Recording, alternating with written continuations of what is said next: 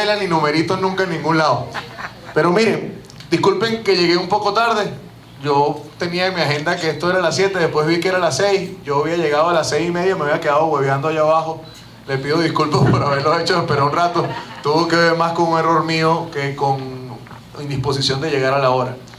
Primero, agradecerles a este movimiento de ciudadanos de Miranda con Carlos, que es una forma de expresión política en la que yo creo profundamente. Yo creo que el ejercicio de la ciudadanía pasa por ejercer la política estando o no estando en los partidos. Y que se organicen ciudadanos, vecinos, más allá de visiones partidistas y tengan una acción política propia, con una identidad política propia, es muy valioso en un tiempo donde la antipolítica vuelve a aparecer. Donde otra vez unos grupos muy chiquitos quieren que regalemos la lucha, que nos quedemos quietos, o peor aún, que peleemos nada más por Twitter, como si esa vaina nos fuese a resolver los problemas. Yo les propongo que cambiemos un poco la dinámica de cómo siempre hacemos los políticos las cosas. La primera es que si tienen silla para todos ustedes, para que estén sentados tranquilos, porque yo me encadeno. Y la segunda es que, si les parece, arrancamos nosotros con algunas preguntas primero, antes de yo empezar a hablar, y de esa forma acortamos dos cosas. Primero mi discurso y segundo la hora a la que ustedes salen de aquí, para que no tengan que correr despavoridos de lampa en medio de la oscuridad. Entonces, si alguien tiene preguntas, sugerencias, ¿cómo no? Empecemos, jefe. Disculpen, yo voy a soltar un momento el micrófono. Tú puedes hablar, aquí todos nos escuchamos si hablo así, ¿verdad? Sí. Está bien, entonces puedes preguntar ya pulmón y yo voy anotando, ¿viste?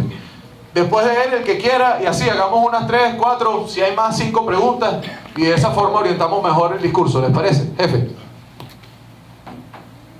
¿Qué va a pasar con la educación aquí en el estado Miranda? Ya que, bueno, tenemos una mengua con lo que es la parte de la educación. Los colegios prácticamente no tienen enseres, no tienen suficiente movimiento. La comida de los niños no llega a los colegios, apenas arroz con yuca, arroz con ensalada, arroz con mantequilla. ¿Qué va a pasar con la educación? De acuerdo. Siguiente. Jefe. Claro, entre otras cosas, y usted lo dijo recientemente, ¿no? La situación del horario, por ejemplo. El mirandino ya después de las 7 de la noche tiene un toque de queda, particularmente en los tecos. Es una situación muy grave en cuanto a la delincuencia. Hace algunos años hubo un decreto en el cual, a partir de las 7 de la noche, y me perdonan los motorizados, no podían haber motorizados o no debían circular motorizados en el estado Miranda. A partir de que ese decreto fue abolido, fue eliminado, pues resulta de que ha reincidido, pues la delincuencia ha subido al punto que ya a las 7 de la noche uno anda angustiado y nervioso por llegar a su casa, pues, sin pensar que puede estar seguro en su casa.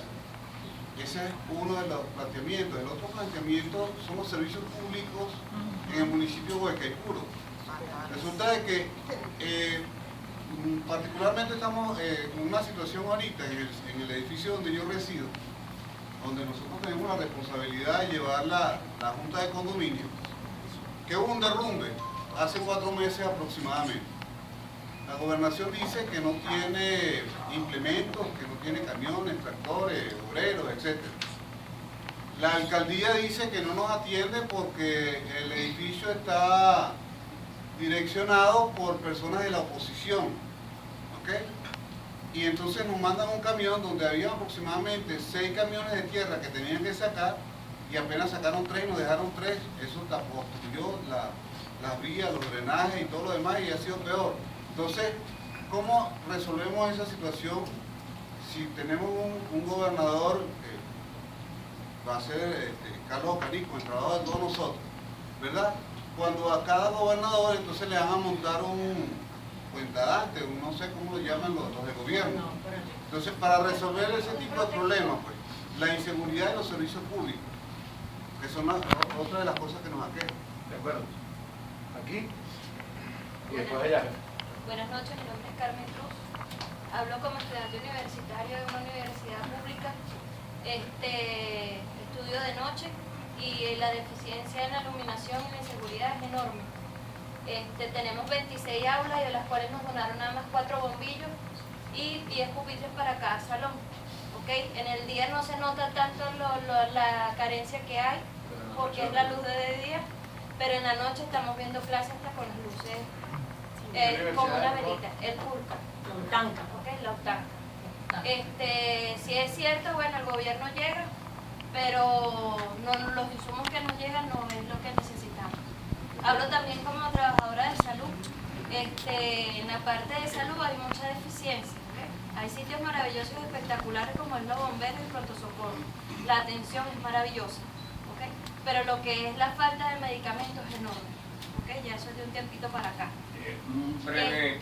Sigue, okay. Y hablo también como habitante de la urbanización Kendall. Tenemos muchísima deficiencia ahí, tanto la inseguridad, no podemos llegar a un presupuesto de hoy en día para el cierre de la urbanización. Sí es verdad, poseemos un consejo comunal, pero está temporario, no nos deja trabajar como equipo de la urbanización. Tuvimos un problema con aguas negras, ¿verdad? Y nos costó un mes solucionarlo. ¿Okay? Tenemos tanquillas tapadas, tenemos lo que es los árboles, los fiscos de toda la acera, nos están levantando las aceras, nos están tapando estas alcantarillas. Y como junta de condominios somos 13 edificios, 14 edificios, no se puede dar abasto a eso. ¿Okay? Pedimos ayuda también a la gobernación, a donde sea, y es muy poco. De acuerdo. Es importante acotar algo, disculpe, pero eso es un segundito, un intermedio que es necesario. Todos esos temas son fundamentales, son imprescindibles, son de nuestro acontecer diario y yo estoy seguro que el diputado tiene mucho que decir al respecto, pero vamos a tratar de enfocarnos en el tema del foro, que es razones para votar. Inclusive va a quedar este nexo de ciudadanos de Miranda con Caribe para nosotros servir de puente entre esa futura gestión extraordinaria que esperamos se desarrolle y todas las necesidades que le competen a la gobernación, porque hay muchas de ellas que son de exclusivo manejo de la alcaldía. Entonces les pido por favor enfocarnos al tema de razones para votar. De todas formas le voy a responder, no van a ser buenas noticias, pero le voy a responder. Estábamos en un proceso electoral bien fuerte. Lo digo bien fuerte porque la parte más difícil que nos ha tocado es la motivación al voto, que es lo que estamos en función del trabajo de nosotros. Nos quedan 4 o 5 días para llegar al punto más álgido, que es el día 15 de octubre. Yo, entre esa pregunta, usted ha recorrido no solo nuestro estado, sino también en el país. Mi primera pregunta es basada en cómo ha visto usted la motivación, del ciudadano a votar, no solo el de clase media, tanto el de clase alta como el de clase baja, porque vemos que la clase baja ya no está tintada de roja, o sea, ya no vemos al bachaco como lo veíamos antes, con la franela roja por todos lados, ya a ellos les da hasta pena colocarse la franela. Ahora la pregunta es si ellos tienen intención, y también la clase alta, de votar, porque clase media siempre ha sido la más perjudicada. La segunda es, ustedes como diputados, en este momento, ¿cuál es su situación legal ante nosotros como ciudadanos y nuestro país? Porque si a bien vamos, quienes nos representan a nosotros, los ciudadanos venezolanos, tanto los que están en el exterior, los que estamos acá, los que están en cualquier parte del mundo, en nuestra Asamblea Nacional, y vemos que en cierta forma hemos desviado algo un poco lo que es el trabajo de la Asamblea Nacional en función a lo que estamos ejecutando ahorita, que es nuestra campaña electoral. Claro, es la prioridad de nosotros ahorita es salir a votar y demostrarles que sí somos mayoría, que sí somos más. Y mi tercera pregunta, ¿cuál va a ser la situación que nos queda ante esa falsante Asamblea Nacional Constituyente? Luego de ganar las gobernaciones que ganamos, porque estoy seguro que nosotros tenemos entre 15 y 18 gobernaciones que ya creo que hemos ido galopando con suficiente fuerza. En todo y gracias. Gracias, maestro. ¿Alguien más? Ah, no, pero ya queda bastante. Esto es contrabando aquí, pues. Aquí, y después acá. Ajá, allá, acá, y cerramos contigo. Buenas noches. ¿Es alguien por fuera de este lado, verdad? Sí, pero aquí allá. Bueno, si lo hacemos todos corticos, da chance de que todos pregunten, pues. No tengo el síndrome de unos personajes por ahí. Bueno, buenas noches. Vengo de la organización Kendall, una organización bastante afectada, bueno, como gran parte del país, pero ahí vamos, pues, con junta de condominio y todos ahí medio unidos. sacándola adelante. Escuchar en estos días a Ocariz diciendo que en Resistencia llevamos 18 años, y en cierto modo es verdad, pero la gran apatía que existe ahorita en cuanto al voto del domingo es que de una forma u otra se le ha dado la espalda a ese movimiento que creció a los primeros, en el mes de abril. Entonces, cuando él dice que Resistencia llevamos 18 años, cuando lo escuché hablar así, era como dándole la espalda a ese movimiento también de resistencia, o no dándole la importancia quizás a ese movimiento de resistencia. Entonces, considero yo, y el análisis que hago, con el gran, digamos, tarea que tenemos para el domingo, con respecto a la apatía, es eso, que venimos de una frustración muy grande después del 30 de julio, porque veníamos llamando una hora cero, inclusive tú eras motivador de esa hora, porque de hecho te sigo en las redes sociales. Hora cero, hora cero, hora cero, llega el 30 de julio, o sea, una hora cero que decíamos, el 30 de julio ya hasta aquí llegamos. Después del 30 de julio, básicamente eso fue lo que vendimos. Después del 30 de julio, cuando llega el 30 de julio, ya aquí el gobierno va a caer. ¿Sí? Entonces, claro, con toda esta desesperación, con todos estos caídos, que es lo que a muchos nos ha dolido, pues, hijos, tíos, abuelos, porque aquí no hubo edad en la muerte. Yo digo que eso es con lo que hemos luchado desde el 30 de julio para acá, ese luto pues, que llevamos todavía, y es la tarea más fuerte, que ya nos quedan que 5 o 6 días. 5 o 6 días, y mi pregunta es, ¿se logrará el objetivo de que la abstención sea mucho menos que la participación? De acuerdo. Gracias, hermano. Ajá. Y después el señor y después el resto. Me está viendo por acá porque tan cercanos que estamos al momento cumbre, todos los ciudadanos que estamos, digamos, de una forma u otra, metidos en esta campaña diferente. Yo más bien quisiera una evaluación o un balance desde mi punto de vista como joven, como diputado, como persona que se metió en las marchas, que llevó gases, porque eso lo vi, no me lo contaron, no solamente lo vi por las redes sociales, lo viví directamente en las marchas, debí llevar bastante gases y todas estas cosas. El balance que se hace desde aquel momento que se dijo sí, aceptamos las elecciones de gobernadores, y a este momento, porque quizás lo que nos preocupa a la mayoría de los que estamos aquí es la posibilidad de que la gente, alguna parte de la población no salga a votar. Particularmente creo que del medio donde me manejo, los que decían no en aquella oportunidad han cambiado, creo que han evaluado esto más serio, y hoy en día quizás las presiones dentro del área donde yo me manejo es muy baja.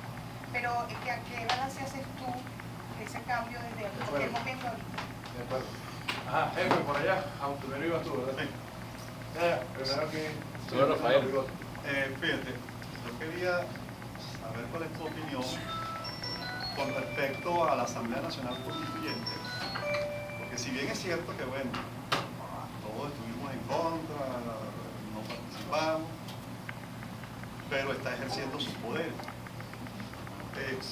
Vienen elecciones regionales ahorita el domingo, chévere, vamos a ganar, si Dios quiere, una gran cantidad de gobernadores, pero tienen deuda otra parte de las regionales, que es el legislativo, que está en pico de Zamuro, porque ellos están diciendo que para el primer trimestre del próximo año va a haber municipal y la legislativa.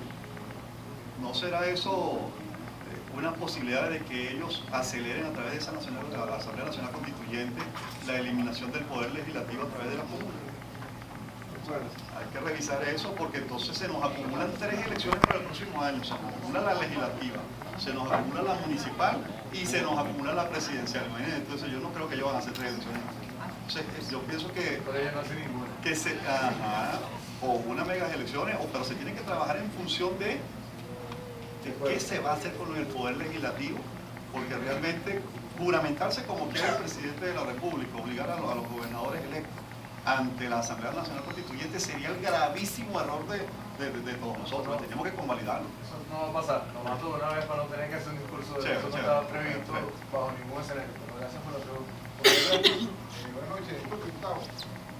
Yo vivo en una organización ahorita que es muy compleja ahorita. Aparte de los nuevos teques, la organización que tiene más problemas ahorita es la organización del Paso.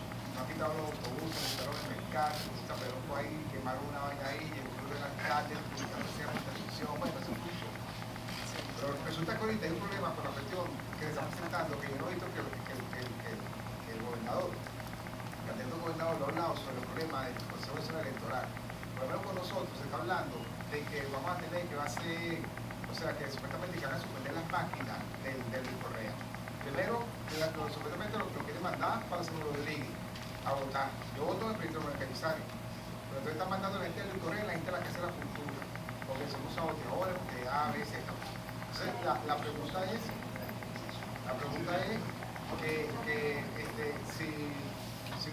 si nos suspenden las máquinas, vamos a tener que trabajar manualmente. Entonces, por primera vez en este tiempo de la publicidad, que yo escuchaba por radio, por televisión, primera vez que yo escucho en el día de hoy a Tibicero Lucena hablando, porque estaba escondida.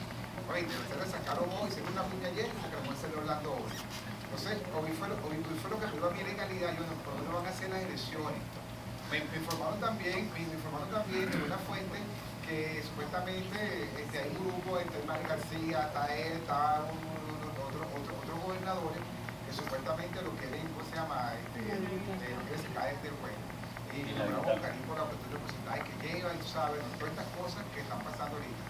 Y la otra pregunta que también me tiene a mí, o sea, porque yo sé que independientemente, después de los gobernadores que vayan a ganar, pero se van a ganar todas las elecciones, se va a crear una división de poder. Ahí van a uno que se van a ir a juramentar a la Asamblea Nacional Constituyente, se van a juramentar con ustedes también aquí, en la Asamblea Nacional, y entonces quiero saber, por lo menos usted que es diputado, usted lo puede decir, qué va a pasar con ustedes el año que viene, habrá elecciones, no habrá elecciones, porque esto es un arroz con mango, ustedes no deciden nadie ahorita. Buenas noches, gracias por todo. Ajá, falta uno por allá. Falta uno por aquí. Allá. La señora, ¿no? No, el señor de allá tiene rato con la mano levantada. Menos mal que tenemos un árbitro aquí. Sí. Señor allá, señor aquí y cerramos de este lado. Maestro, que además fue el que me recibió cuando llegué. La preocupación, bueno, ya le dijeron varios, Asamblea Nacional Constituyente, que va para eso porque eso puede acabar con todo. Otro es, una semana después de qué hacemos ahora, en la Asamblea, se discutió varias cosas. Uno era que los gobernadores iban a ser líderes para salir adelante esto, para hacer el cambio. Va a continuar eso. Después tenemos las municipales. ¿Cómo quedó? 333, 350. La gente pregunta, esa es la preocupación. Otro que hay que enfatizar y tienen que llevarlo ustedes es tratar de quitar un poquito la satanización de los abstencionistas, porque a veces se les golpea y lo que hace es tirarlos a un rincón y siembra un rechazo como ganancia. Creo que todo lo demás ya está concreto para hacerlo rápido. Dale, gracias. ¿Por aquí? Sí, buenas tardes. Mi pregunta en concreto va orientada hacia qué estrategias de motivación se deben de tomar aquella población que es bastante numerosa, que no están con el gobierno, que tienen un gran descontento, que son de la oposición, pero no están motivadas, animadas para ir a un proceso de elección. Están cansadas de votar. Y pregunta, viene el cambio, sí viene el cambio, ¿qué va a pasar después del cambio? Esa es la pregunta en concreto. ¿Cómo motivar? ¿Qué estrategias se deben sugerir a nosotros que estamos acá como multiplicadores para poder manejar, para poder orientar, para poder decirle a esa persona, tenga fe, que sí viene el cambio y después del cambio vendrá? Hay que saber qué vendrá después del cambio. Gracias. Listo. Bueno, diputado, hace en la primaria, Ocari, fue acá en los Altos Mirandinos, y tuve la oportunidad de entrevistarlo. Lo primero que dijo Ocari, y creo que es el común denominador de los acá presentes, es: no vengo a crear unas expectativas. Y las expectativas evidentemente se crearon a partir del 15 de julio, donde 7,5 millones de venezolanos dieron un espaldarazo. ¿Dieron un espaldarazo a qué? A las propuestas que se les dijo, como dijeron por acá, se iba a salir de Maduro, no iba a la constituyente, y evidentemente, como lo dijo el diputado Arias, hay un guayabo, pero esto no es un guayabo común y corriente. donde el común denominador del venezolano es el sentimiento y es la entrega. Y cuando se siente traicionado y que no se cumplen sus expectativas, se nos viene una desmovilización por parte del gobierno con un adelanto de elecciones. Y si bien es cierto que hay organizaciones como la que representa mi gran amigo Douglas y otros compañeros que están acá con nosotros, haciendo lo humanamente posible para movilizarnos, no es menos cierto que hay un poder constituyente, como lo dijo la señora Delcy Rodríguez en sus declaraciones de esta semana.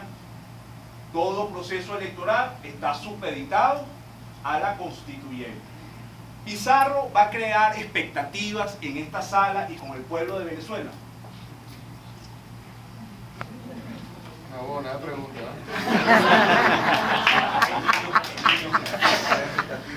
Lo tiene más sencillo. Bueno, es que es nuestra realidad. Baratico salió. Sí, no. Estamos listos, ¿no? Listo. Atrévete a responder. Creo que una de las más... Además lo tengo aquí al lado, como no voy a responder, se va a estar toda la asamblea. Mira, acuérdate de la pregunta, acuérdate de la pregunta. No, bueno, es bueno. No, miren, sí. Ahora sí, buenas noches, gracias a todos por participar. Yo voy a arrancar, creo que es más fácil arrancar por lo más polémico, así todos los que se molesten les da tiempo de contentarse de que yo termine de hablar. Y si no respondí bien, les da tiempo de que se les olvide el punto de chistes y cuentos para que quedemos todos tablas. Yo quiero empezar por las cosas locales, porque las cosas locales hay que responderlas con honestidad. Esta es una elección atípica. En esta elección no se está escogiendo un gobernador que va a construir escuelas, hospitales, va a arreglar calles, que va a ver cómo hace para distribuir el presupuesto de la mejor forma. Una elección en una dictadura es un ejercicio de resistencia, es un ejercicio de demostración de fuerza, es un ejercicio de organización, es un ejercicio de derrotar obstáculos. Pero para mí lo más importante es que es una forma real y concreta de debilitar a tu adversario, de quitarle poder fáctico, de limitarle aspiraciones, de poderles quitar gente. 1 millón de personas dependen salarialmente de las gobernaciones. 15 y último es pagado por las gobernaciones. Y todos ustedes saben qué significa eso en estados como Apure, como Portuguesa, Guárico, o en estados donde somos mayoría muy sólida, pero que la realidad de los errores políticos del pasado nos han hecho no ser gobernadores. Táchira, Carabobo, Zulia, Nueva Esparta. Sitios donde nosotros somos la enorme mayoría, pero el gobierno regional está controlado por la misma fuerza que controla Miraflores. Y entender eso nos pone a nosotros en lo que para mí es lo más importante de este domingo. ¿Qué significa ganar? ¿Qué es ganar una elección en una dictadura? ¿Qué es ganar una elección regional en una dictadura? Yo por eso decía que les iba a responder lo de las cosas locales, pero probablemente no de la forma que les gustaría. Yo creo que la cosa local no hay forma de resolverla hasta que no se resuelva lo nacional. Tú le puedes poner paliativos, puedes buscar trapito de agua caliente, podemos cambiar de 3 camiones de arena a 5 camiones de arena, podemos cambiar de una malla para evitar un derrumbe a medio murito para ver cómo lo hacemos, pero en la práctica no hay forma de resolver las cosas estructurales de los problemas locales mientras que el modelo político siga siendo el mismo. Y se los digo con la misma honestidad con la que a mí me gusta hacer política. Porque yo creo que una forma errónea de interpretar qué significa ganar es creer que vamos a ganar la gobernación y el día siguiente va a haber plata para arreglar el problema del tambor, para que bajemos la delincuencia que viene de Barrio Simón Bolívar, para que pongamos mejor iluminación aquí alrededor del UCAP, porque al final eso en la práctica no va a ocurrir. ¿Van a haber cambios? Siempre hay cambios. Siempre con lo poquito real que hay en las gobernaciones se logra hacer algunas cosas, se logran hacer algunos cambios de envergadura.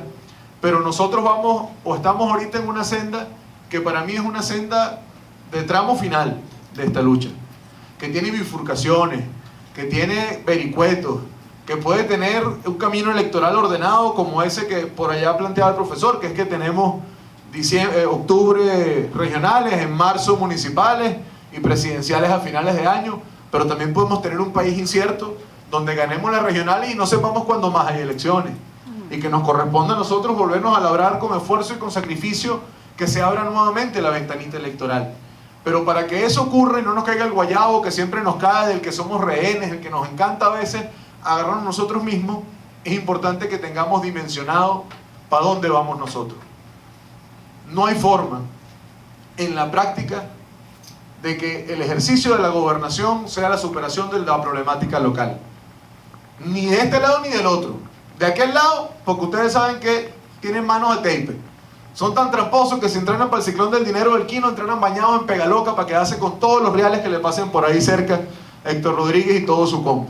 Y de este lado porque ustedes saben las dificultades en las que nos vamos a enfrentar. Ahora, hay que convertir esas dificultades en fuerza. Y yo creo que el gran reto, y lo decía alguien que parafraseaba nuestra forma de... bueno, lo decías tú. Para nosotros esta elección es un ejercicio de resistencia. ¿Y por qué es un ejercicio de resistencia? Porque nos permite reorganizarnos. Nos permite remoralizar a nuestra fuerza. Pero además nos permite derrotar diques y romper diques en sitios donde solamente por la vía de presión popular o de movilización popular no fuese posible romper esos diques. Y yo les hago esta explicación porque muchas veces en campaña caemos o incurrimos en el error de que para motivar le decimos que sí a todo. Que para motivar lo que nos preguntan, sí, claro, cuenta con esa vaina. No, que aquí hay que hacer un muro de 150 metros cuadrados y de 33 metros de altura. Claro, no vale. Al 17 de octubre lo arrancamos a hacer. Eso hay que superarlo. Porque si nosotros no rompemos ese círculo vicioso de la expectativa fallida, vamos a ser rehenes permanentemente de cosas que después en la práctica no se pueden hacer. Ahora, no es imposible resolver las cosas locales. Y una de las cosas importantes de Carlos es la forma en la que Carlos entiende el ejercicio presupuestario, que es todo este tema de presupuesto participativo, de la planificación de obras desde abajo hacia arriba, de eliminar a los astronautas que a veces